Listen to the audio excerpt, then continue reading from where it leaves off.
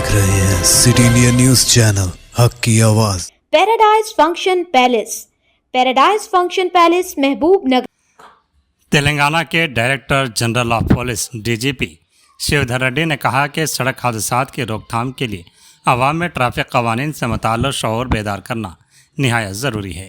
वो जमेरात को जड़चल्ले के चंद्रा गार्डन में पुलिस और महकमा ट्रांसपोर्ट के इश्तराक से मुनाकिदा अराइव अलाइव रोड सेफ्टी आगाही प्रोग्राम से खिताब कर रहे थे। उन्होंने बताया कि 13 से 18 अप्रैल तक जारी इस खुसूसी मुहिम का मकसद आवाम को ट्रैफिक उसूलों की पाबंदी की तरफ राग़िब करना और कीमती इंसानी जानों को ज़ाय होने से बचाना है। डीजीपी के मुताबिक गुज़िश्ता बरस रियासत में तकरीबन 7,500 अफराद सड़क हादसात में हलाक हुए, जिनमें अक्सरियत दोपहिया गाड़ी चलाने वालों और पैदल चलने वालों की थी। शिवधर रेड्डी ने कहा कि हादसात में जान गंवाने वालों में बड़ी तादाद नौजवान और मुतवस्सित उम्र के अफराद की है, जो अपने ख़ानदानों का सहारा होते हैं।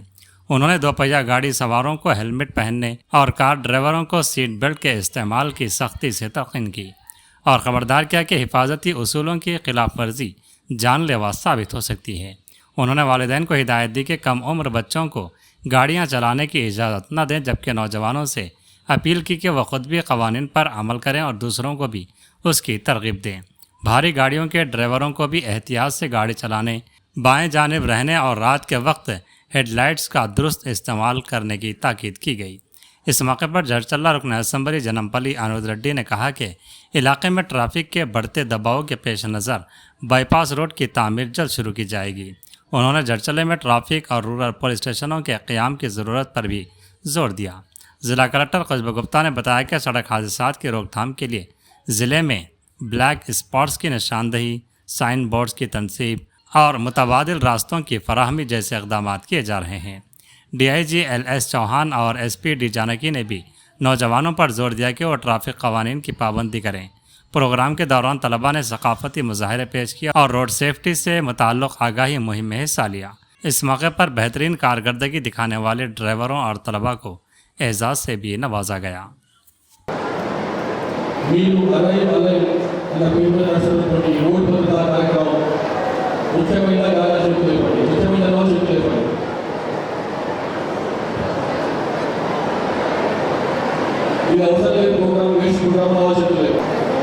ఈ ప్రోగ్రామ్ యొక్క ప్రాముఖ్యం ఏంటంటే బ్యాక్గ్రౌండ్ ఏంటంటే మన రాష్ట్రంలో 800 మంది హత్యలలో మరణిస్తే, మర్డర్స్లో మరణిస్తే 7,500 మంది రోడ్ల మీద యాక్సిడెంట్లో మరణిస్తున్నారు.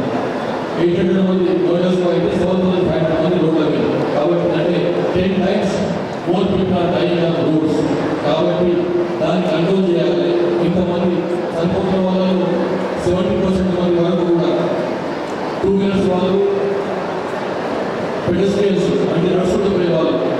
కాబట్టి వాళ్ళు చాలా వల్లరబుల్ సెక్షన్స్ వాళ్ళు ఎవరైతే ఈ యాక్సిడెంట్ చనిపోతున్నారో దాన్ని కంట్రోల్ చేయాలి. మూడు చనిపోతున్న వాళ్ళ వయసు కూడా 15-17 వయసు నుంచి 50-45 వయసు వాళ్ళే 70%, 60-70% వాళ్ళు ఉన్నారు.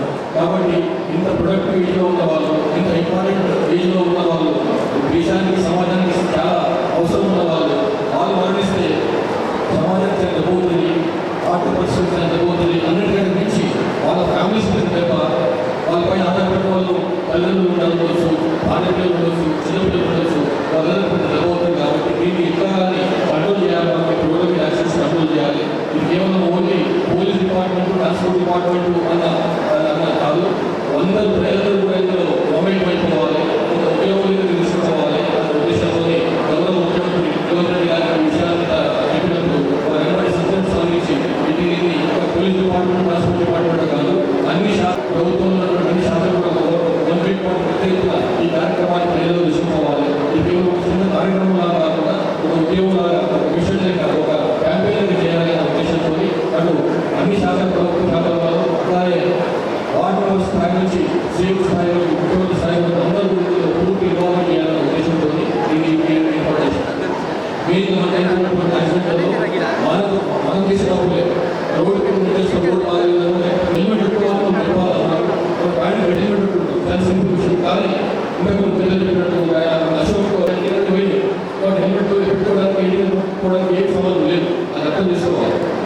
అట్లానే స్టాప్ పెట్టుకోవాలి, స్టాప్ పెట్టుకుంటారు. స్ట్రాప్ పెట్టుకోకుండా పక్కన తీసుకోకుండా హెల్మెట్ నడిపిస్తే హెల్మెట్ పెట్టుకోవాలంటే ఎందుకంటే యాక్సిడెంట్ అయినప్పుడు ముందు ఎగిరిపోయేది హెల్మెట్ రెట్టిగా ఎగిరిపోయేది హెల్మెట్ తర్వాత బాగా కింద పడుతుంది ప్రాణం మీద వస్తుంది. రెండో విషయం ఏంటంటే ఒక హెల్మెట్ పెట్టుకోవడం ఒక ముందు కూర్చొని నడిపిస్తున్నాయనే కాదు, ఎందుకు కూర్చున్నాయో కూడా హెల్మెట్ పెట్టుకోవాలి. అట్లనే చిన్నపిల్లలు ఎవరైనా ఉంటే 4-5 వయసు ఉన్న పిల్లలు వాళ్ళు హెల్మెట్ పెట్టుకోవాలి. వాళ్ళ తలకు సరిపోయేటువంటి సైజు ఉన్నటువంటి హెల్మెట్ కూడా లభిస్తాయి బయట మార్కెట్. కాబట్టి ఇద్దరు కూర్చుంటే వీటి మీద ఇద్దరు పెట్టుకోవాలి. చిన్నపిల్లలు కూర్చున్నాక చిన్నపిల్లలు హెల్మెట్ పెట్టాలి, పెట్టి వాళ్ళకు స్కార్ప్ కూడా పెట్టాలి. పెరిగింది, సంపద పెరిగింది, డబ్బులు ఉన్నాయి, మన దగ్గర 4 వీలర్స్ కార్లు కొనుక్కుంటున్నాం. కానీ కార్లు కొనుక్కున్నాం కానీ కారు పట్టించిన పద్ధతి మనకు తెలియదు, కార్లు కూర్చున్న పద్ధతి మనకు తెలియదు, ఏ రకంగా కారు ఏం చేయాలో మనకు తెలియదు. కేవలం కారు అన్నట్టు భోజనం పోతున్నాం కానీ దానివల్ల ఎంత ప్రమాదం జరుగుతుంది, ఎంత ప్రమాదం కుటుంబానికి అర్థం చేసుకోలేకపోతున్నాం. కాబట్టి కార్లు కూర్చున్నారంటే తప్పకుండా సీట్ బెల్ట్ పెట్టుకోవాలి. ముందు ఉన్న కూర్చున్నా ఎంత కూర్చున్నా కానీ ఎవరు కూర్చున్నా ఎంతమంది కూర్చున్నా కానీ సీట్ బెల్ట్ ఏమంటే అది సీట్ బెల్ట్ పెట్టుకోవాల్సిందే. అంతేగాని సీట్ బెల్ట్ పెట్టుకోవడం ప్రయాణం చేస్తే ఏమవుతుంది, సీట్ బెల్ట్కు ఎప్పుడైనా అనుకోకుండా హఠాత్తుగా సంఘటన జరిగితే, యాక్సిడెంట్ జరిగితే ఆ ఎయిర్ బ్యాగ్ మన ముందున్నటువంటి ఎయిర్ బ్యాగ్ తీసుకుంటుంది, పైకి వస్తుంది. పైకి వచ్చినప్పుడు మన తల స్టీల్ కొట్టుకోకుండా మనకు ఉన్నటువంటి క్యాబినెట్ కొట్టుకోకుండా మనల్ని కాపాడుతుంది. కానీ సీట్ బెల్ట్ పెట్టుకోకపోతే ఆ ఎయిర్ బ్యాగ్ ఓపెన్ కాదు. సీట్ బెల్ట్ పెట్టుకోవడం చాలా ముఖ్యం. తర్వాత హైవేలో చూసుకుంటే ఆర్ఎస్సీ అది ఆల్రెడీ గౌరవ ముఖ్యమంత్రి విషయం ఉంది. ఆ విషయం ఈ కార్యక్రమాలు చూసి ముఖ్యంగా చిన్నపిల్లలు మా బాధ్యత చాలా ఉంది. ఇంకా కూడా చెప్పినట్టు పూజలకు కోసం అవసరం ఉంది. అలాంటి వాళ్ళు మీ ఫాదర్ చెప్పేసి నేను ఎగ్జామ్ పాస్ అయితే నాకు స్కూటీ గురించి కొన్ని లేకపోతే 2 వీలర్ కరెక్ట్ కాదు. మీ ఆ వయసు వచ్చిన తర్వాతనే లైసెన్స్ తీసుకున్న తర్వాతనే ప్రాపర్టీ అయిన తర్వాతనే 2 వీలర్ కానీ 4 వీలర్ కానీ తీసుకోవాలి. ఇవన్నీ కూడా చెప్పిన విషయాలు గమనిస్తారని చెప్పి మీరు చక్కగా అవకాశం ధన్యవాదాలు. Thank you very much. నూతన కార్యక్రమం మన డీజీ సార్ ఇనిషియేషన్తో ఈ సంవత్సరం జనవరి 12న గౌరవ ముఖ్యమంత్రి గారు హైదరాబాద్లో లాంచ్ చేయడం జరిగింది. జనవరి నుండి ప్రతి నెల కూడా ఈ అవగాహన కార్యక్రమాలను పోలీస్ శాఖ ట్రాన్స్పోర్ట్ డిపార్ట్మెంట్ తోటి కోఆర్డినేషన్ నిర్వహిస్తోంది. 99 రోజుల ప్రజాపాలన ప్రగతి ప్రణాళికలో భాగంగా ఈ నెల 13 నుండి 18 వరకు ఈ ప్రోగ్రాం కొనసాగుతోంది. సమాజంలో ప్రతి ఒక్కరికి రోడ్డు భద్రతపై అవగాహన కల్పిస్తూ వారి భాగస్వామ్యంతో రోడ్డు ప్రమాదాల నివారణ మరియు ప్రమాదాలు తగ్గించి ప్రాణ భద్రత కల్పించడమే ఈ అరైవల్ ప్రోగ్రాం యొక్క ప్రధాన లక్ష్యం. సార్ 30 బ్లాక్ స్పాట్స్ ఉండగా మనము అదర్ స్టేక్ హోల్డర్స్ తోటి అవన్నీ కూడా ఇంప్రూవ్ చేయించేసి అక్కడ యాక్సిడెంట్స్ తగ్గించి ఇప్పుడు 26లో 23 బ్లాక్ స్పాట్స్ ఉన్నాయి. ఈ సంవత్సరం డిస్ట్రిక్ట్ కలెక్టర్ గారి సహకారంతో మరియు అదర్ స్టేక్ హోల్డర్స్ తోటి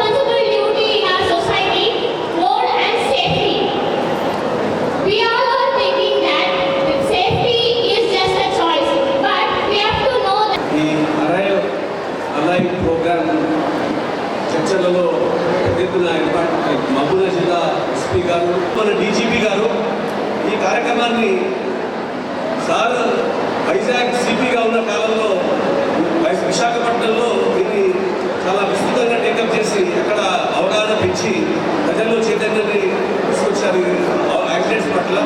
సో సార్ ఈరోజు మనకు తన టైంని వేచించి థ్యాంక్స్. ఈరోజు జడ్జిలకి మొదటిసారిగా అంటే నేను ఎప్పుడు చూడలేదు, ఈరోజు ఫస్ట్ టైంగా మనకి ఇక్కడికి చేసిన ఈ దేశం నుంచి పోలీస్ డిఎస్పీ గారు, మన డిఎస్పీ గారికి, అదేవిధంగా సిఐ ఎస్ఐ గారికి అందరికీ ప్రత్యేకంగా ధన్యవాదాలు చెప్తాం. ఈరోజు అలాగే ఈరోజు ఇక్కడ మంచి కార్యక్రమం. నిన్న రాత్రి నాకు ఫోన్ వచ్చింది, ఢిల్లీలో సీఎం గారి ఇంట్లో మీరు మీటింగ్ ఉన్నది. మీరు కూడా 16 ఏళ్ళు వచ్చిన తర్వాతనే లెర్నింగ్ లైసెన్స్ తీసుకొని వితౌట్ గేర్ స్కూటీలు అవి నడపండి, వితౌట్ గేర్ 18 ఇయర్స్ వచ్చిన తర్వాత మీరు గేర్ లైసెన్స్ తీసుకున్నాక బండి నడపండి. ఇంకోటి లేన్ డిసిప్లిన్ చాలా ఇంపార్టెంట్. బైక్స్ మీద వెళ్ళి లెఫ్ట్ నుంచి రైట్ సడన్గా వచ్చేస్తారు, రైట్ బ్లాక్ స్పాట్ ఏదైతే ఖచ్చితంగా అక్కడ మనం స్టాపర్స్ కానీ అక్కడ పెట్టుకొని ఖచ్చితంగా మనము యాక్సిడెంట్స్ ఎక్కువ కాకుండా చూస్తే మన దేశంలో తెలంగాణ ఎక్కువ విజిలెన్స్ ట్రాఫిక్ పైన ఉన్నది మన తెలంగాణ రాష్ట్రం. మన దేశంలో ఎక్కువ మనకి ఈ స్పీడ్ గన్స్ ఉన్నాయి, సీసీ కెమెరాస్ కూడా విజిలెన్స్గా మన దగ్గర ఎక్కువ తెలియజేస్తూ మీకు అందరికి మరొకసారి ఇక్కడ విజిలెన్స్ అందరికీ ధన్యవాదాలు చెప్తూ మీకు అందరికీ మరొకసారి రూల్స్ పాటించాలని